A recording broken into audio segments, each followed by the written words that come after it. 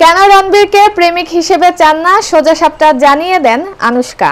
2010 সালের ব্যান্ড বাজা বারাত দিয়ে রণবীর সিং এর বলিউড যাত্রা শুরু হয়েছিল।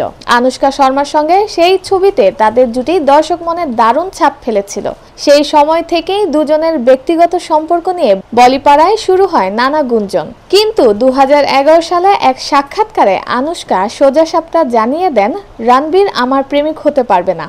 সেই সাক্ষাৎকারে আনুশকা বলেন, রণবীর খুবই পরিশ্রমী, দারুণ ছেলে, কিন্তু ও নিজের জগতে একেবারে মগ্ন, সারাক্ষণ স্রেফ নিজেকে নিয়েই থাকে। আর সেটাই হওয়া উচিত, কারণ ও ইন্ডাস্ট্রিতে নতুন এসেছে।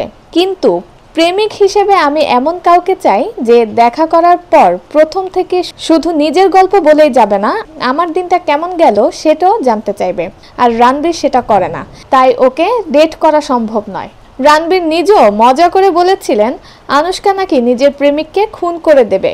উত্তরে আনুশকা হেসে বলেছিলেন, হয়তো ঠিকই বলেছে। ব্যান্ড বাজা বারাতে শ্রুতি কক্কর আর বিট্টু শর্মার সম্পর্কের গল্প বলেছিলেন পরিচালক মানিশ শর্মা। বক্স অফিসে ছবিটি দারুণ সাফল্য পায়।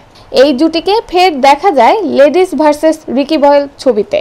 তারপরেই কথাবার্তা বন্ধ হয়ে যায় দুজনের মধ্যে। এর বেশ কয়েক বছর পর দিল ধারকান্দ ছবিতে আবার একসঙ্গে দেখা গিয়েছিল আনুশকা ও রণবীরকে।